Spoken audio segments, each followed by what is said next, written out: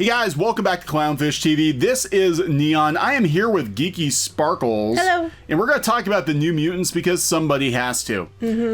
Disney decided to go ahead and release it theatrically, which kind of blows my mind considering how little interest there really was in this movie, and the fact that they probably could have squeezed more money out of it doing it video on demand or something because the theaters are out of business. Like you were mentioning earlier, and I kind of agree with you, and I talked about it in the article I wrote, which we're going to talk about in a minute. That is the article I wrote. Is that you wondered if they went with this instead of Mulan as a theatrical release because they didn't know if they'd get the money for Premiere Access or would poison the well, as you said. Yeah, I was kind of wondering that. I'm like, why would you put Mulan, which is a much bigger deal, on VOD? They promoted it a heck of a lot more than this. Yeah, and then put New Mutants in the theater to let it kind of fall on its face like this.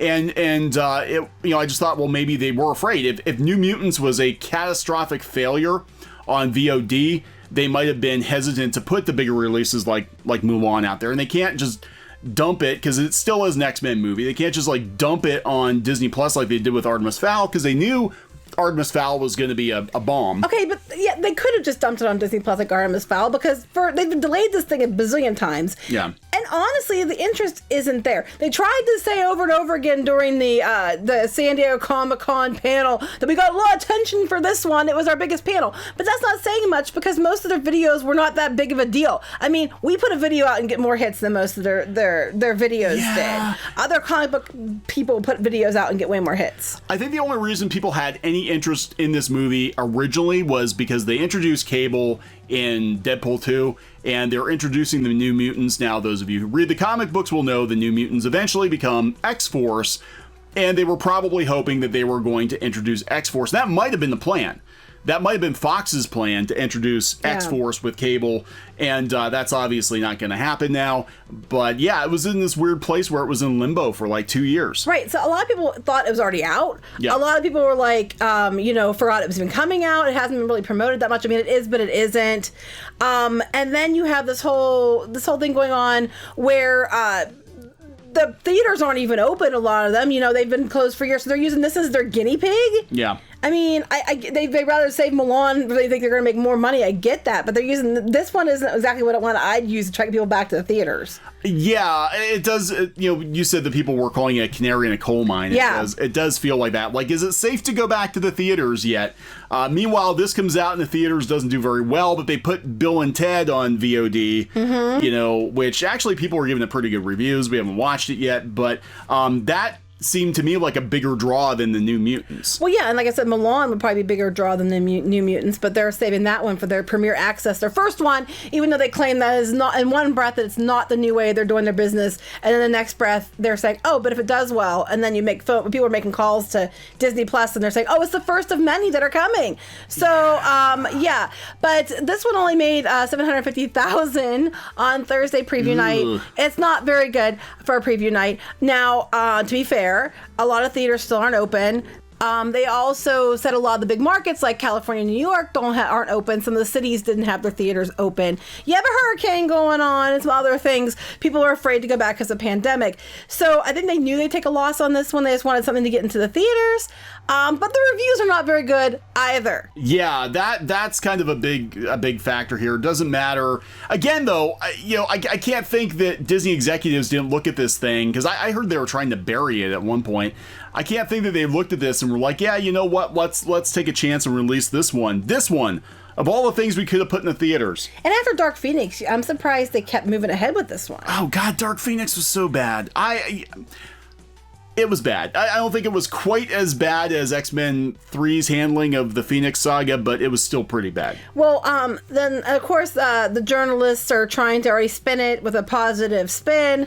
Like, they're like, well, compared to last year, it did better than these couple of movies did on their, preview day, but they're movies no one really went to see because no one cared about. It's like, you can't compare an X-Men franchise film with, this other, some of the films they're comparing it to, Even Birds of Prey only did 4 million on their opening day. Yeah, that was before everybody tries to spin it like, oh, the pandemic. The pandemic. It's like, no. The pandemic did not hurt Birds of Prey the way they kept trying to argue it did.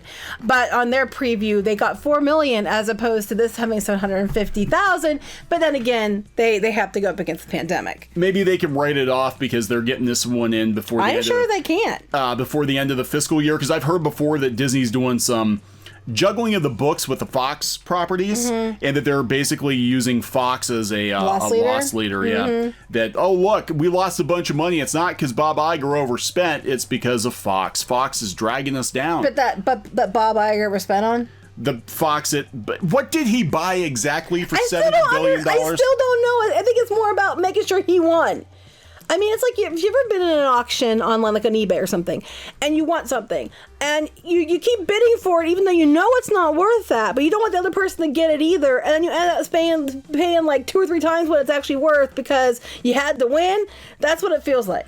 Like, there is nothing that Fox has that's worth $70 billion or $71 billion. The only thing that maybe might have been worth some money was the remainder of the Marvel movies. I was gonna say, or The Simpsons. The Simpsons isn't even worth it now. Or they wanted the rights back to some of the Star Wars films, like because I guess Fox had the rights to the unaltered to sell, and that the DVDs of the original trilogy. I guess Fox had that tied up with them. So I think they were after that. Not that it's done them any good, because look what they've done to Star Wars. Yeah. Why do they care about the original trilogy now? Yeah, right. I mean, this doesn't make sense. I can see the X-Men being valuable 15 years ago, when they were actually making good X-Men movie, good-ish X-Men. There's never actually, I'll be honest, there has never actually been a great X-Men movie, in my opinion, that has gotten the comic book X-Men right, which is what they need to do. Disney, if you want to make money, and I tweeted about this earlier today, if you want to make money, you bring the 90s X-Men back. You make a 90s freaking X-Men movie with the 90s X-Men, with the theme song, with the costumes. With the ridiculous costumes, because they can do it now. Because before it was like, oh, we had to make everything ultra realistic because, superhero movies look ridiculous. But now that they've got the MCU and we've got the ridiculous, colorful costumes from space, we can get away with the X-Men looking like they did in the comic books now. Nobody's going to even think anything of it. Plus, we've got Rogue. That solves your Captain Marvel problem. Yeah, a lot of people were like, yes. Because we didn't see Rogue fly in the Fox movies, so we just knocked Carol on her ass. You get Brie Larson out of the way. She's in a coma from now until the end of the MCU. And you put Monica Rambeau in as Captain Marvel, and Rogue flies. Yeah, you solve 2 problems right there. You get your diversity, right? And you get Rogue in there. So there you go. That's what you do. That is the purpose of Captain. Now we know why they push so hard for Captain Marvel. Because we got to get comic book accurate Rogue in the movies. But they're going about diversity. I'm looking at the cast here. Well, their hair is a different color. There you go. They have different colored hair. There you go. There's one more girl than boy. There's that.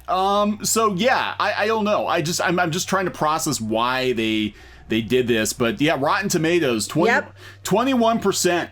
21% critical consensus, 56% audience score. I think the critical went down, didn't it? It was 29 earlier, I think. Let's refresh it. Maybe I think it went down. Oh, I don't want ads. Just say continue without disabling right there. Oh, they put it in the fine print. There we go. I don't want to give you money, Rotten Tomatoes. 21%. Nobody cares. Nobody cares. Nobody cares. And a lot of people, like you were saying, they thought this movie probably came out 2 years ago. Yeah, a lot of people were like, why is it coming out now? It was supposed to be out years ago. It was delayed so many times. Why bother? Just put it on Disney Plus or something like that and go on to something else people want to see.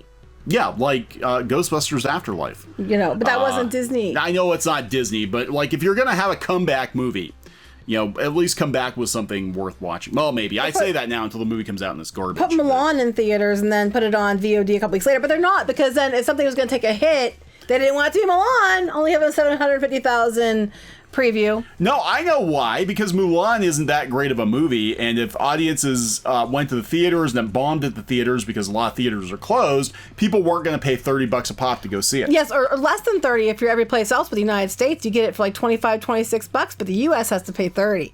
Nice of them to, make sure that they give the home team a break. Well, they gotta give percentage at the CCP. That's how that works. They got a deal worked out. No, not really. I'm just saying. Yeah, and I think that's what this is about. It's all about the appearance of success. They knew New Mutants was going to be a dud. And now they can just blame the pandemic and be like, oh, look, people hate the Fox version of the X-Men. Well, that's what they're going to do. They're going to blame the pandemic for everything. Yeah. We only lost a lot of money because of the pandemic. Yes and no. This one didn't do well because of the pandemic. I don't think this one was ever going to do that great, honestly. Those blame Mulan didn't do that well because of the pandemic. A lot of people have been saying they thought Mulan looked dumb and they had no desire to see it. So, they're going to blame it. Birds of Prey didn't do well because of the pandemic. That didn't happen until after Birds of Prey was out and it was never going to release in China.